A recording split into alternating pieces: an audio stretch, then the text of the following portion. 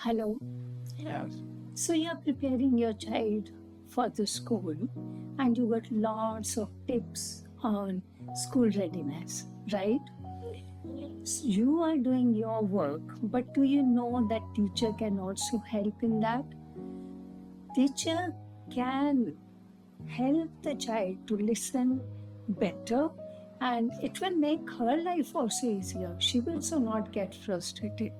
So, what are the tips for the teachers? Now, if you are a teacher or listening to me, then you follow whatever we are going to talk today. But if you are a parent, please talk to the teacher, make note of all the points, discuss with the teacher, take time, book time with her first.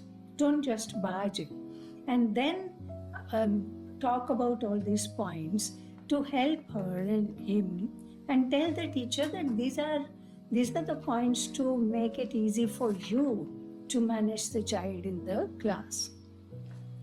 So, what is the first tip? The child should be knowing about sound processor and the function that is already done. Now, the teacher should know about the sound processor, the function, the troubleshooting, changing batteries. She or he, whosoever it is, should be familiar with the sound processor being used by the child. So you have to make the teacher understand all about the sound processor. The child should be able to change the batteries by himself or herself. But if the child is not listening, then the child should tell the teacher that I'm not listening, there's something wrong, please inform my mother. So therefore, the teacher should know what is the function, what to do. Second thing, the teacher should know where to give the seating to the child. When you give the seating to the child, the teacher has to be careful that the child is not sitting next to the door or next to window or next to a speaker or next to any area which is making background noise, because that will hamper the listening of the child. So therefore, make the child sit somewhere in the middle so that it's not an aisle seat. Another thing the teacher has to take care is that the child is not sitting on the front row. If the child is on the front row and the teacher gives instructions, the child does not follow. He'll be looking behind and here and there to understand what other children are doing.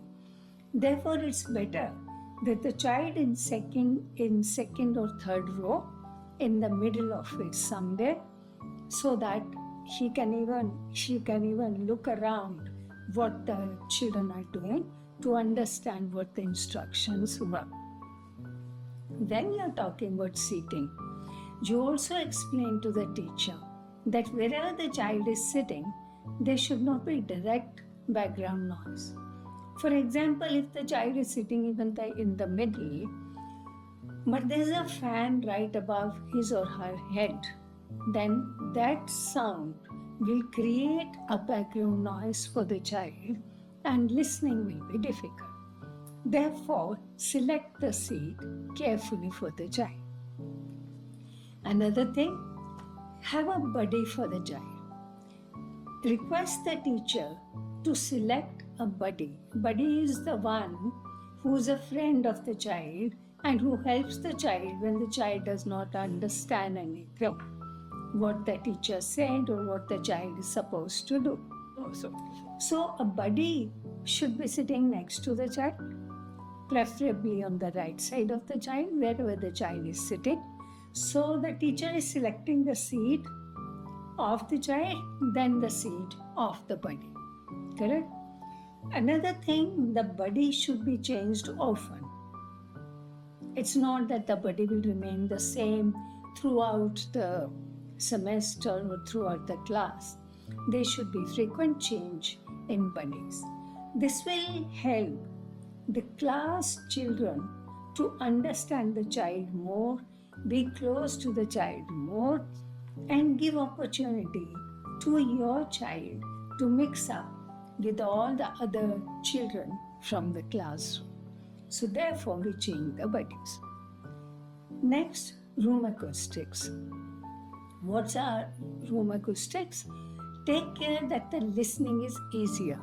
We create a listening environment. So you have to explain to the teacher that listening is generally difficult for these children because of the distance or the noise, whatever. But we have to make it easier for them to listen so that they can pay attention, listen, and understand. So what we can do, we can take care that there is no reverberation and echo or noise in the classroom. So what can the teacher do? You have to help the teacher in that. For example, if there are too many windows of the classroom, then there is an outside noise coming in, the traffic noise, or there's a playground outside and the noise is coming. So how do you counter that noise? What you should do is donate your saris and dupattas. I'm sure the nice ones you've got stored up which you're not even using now. Use them as curtains on the windows. The material should be cotton, material should be washable, no synthetic, no silk.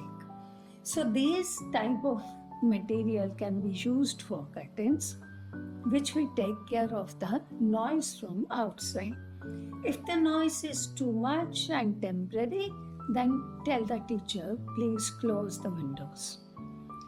Again, what other precautions you can take is, sometimes the children pull the chairs and the chairs make too much screeching noise that interferes in the hearing of your child.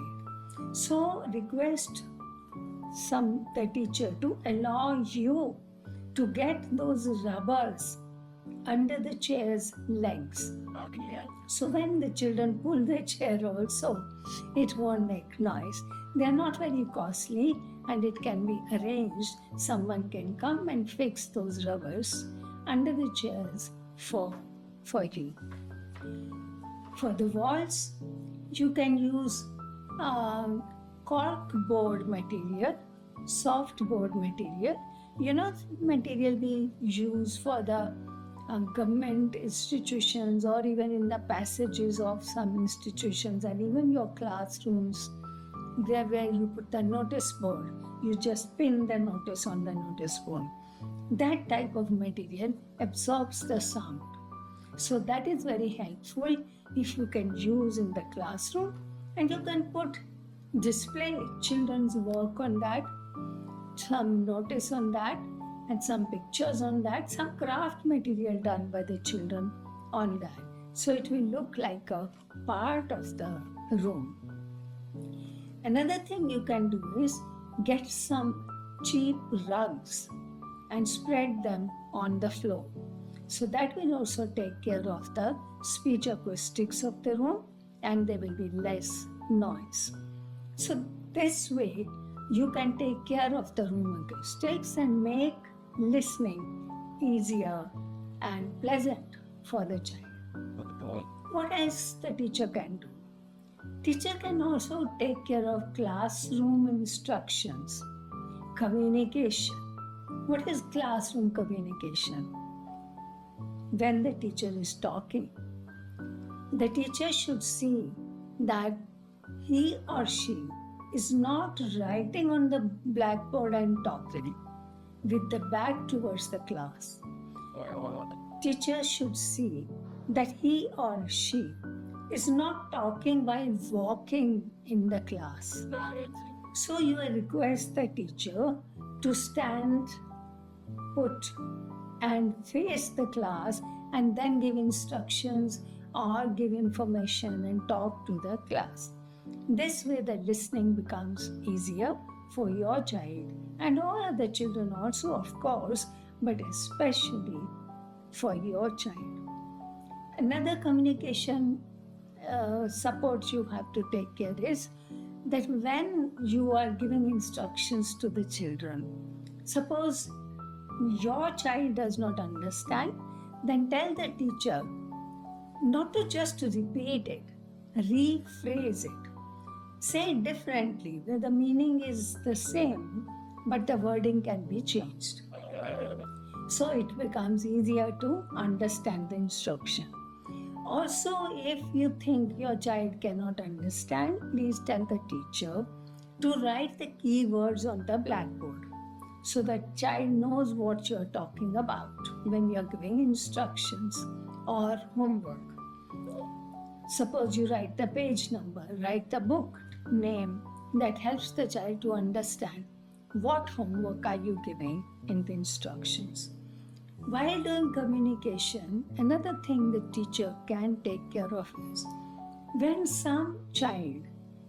another child asks the question to the teacher, rather than replying or answering straight away, should first repeat that question for the benefit of your child or the benefit of the other children who missed it, were not paying attention.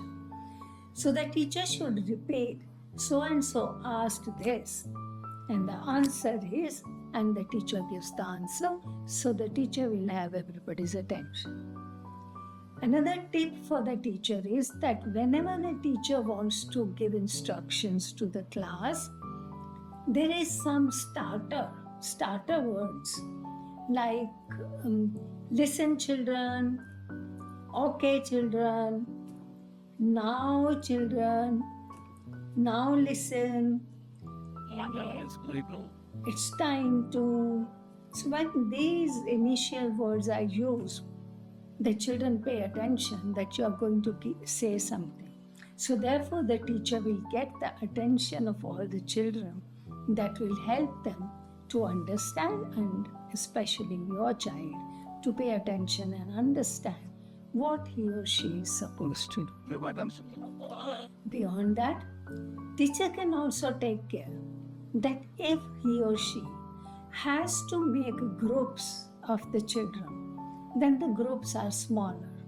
Now, if it is not possible to make smaller groups because of the number in the classroom, then at least one group can be smaller in size where your child is included in the group. So this request teacher can easily take care of, and this way the child will get more individual attention. It will be more easy for the child to navigate in a small group and understand what to do. That will also help. What else we can do? We can also tell the teacher to use accessories, FM or mini mic or something, whatever is the child using. The teacher should be familiar with those accessories and should know how to use this and should encourage the child to use this. The child might have to go to every teacher and ask for the mini mic back. The teacher should not get irritated, should be prepared for it beforehand, that the child will come and retrieve the mini mic because the child will give it to the next teacher in the next session. So that also can help. Also, the teachers have to, another thing, the teachers have to remember is that you are keeping a parent diary. Remember, we had it included in your tips. So the teacher should know about the parent diary, and if there is an important message for you, for your child, regarding your child, the teacher can write in that shorthand. Suppose the teacher wants to say, tomorrow we are going for picnic. Tomorrow send 40 rupees with the child. Tomorrow is a holiday. So something like that which the teacher thinks child might miss, and you should know, the teacher can write in the diary and send it to you. This way you will not be bothering the teacher, calling her on phone and rushing to the school to get some information. Life will be easier for both of you. Also, another thing is when the teacher is planning some activities. Generally we have activities, some activities there is a focus on listening, And there are some activities, there is focus on practical. For example, you are telling a story and you are going to ask questions about the story. In that activity, the child has to concentrate and listen very, very carefully. But then you might be taking another activity, which is a craft activity, making greeting cards or making something. The child has to listen, of course, to the instructions, but the child has visual also to see, to help him or her understand what the instructions are. So therefore, it's less cognitive load of listening, and therefore the child is relaxed. So these activities should be planned alternately by the teacher. So talk to the teacher that if the teacher has some activities like this, then she should or he should not club together all listening activities and then all in the first half and then all practical activities in the second half. They should be alternately done. Okay? I think that's enough. If the teacher can do all this, the listening will be easier for your child and the teacher will also be not frustrated. Thank you. If you have any comments or any questions, please write in the comment column and I'll get back to you. Thank you.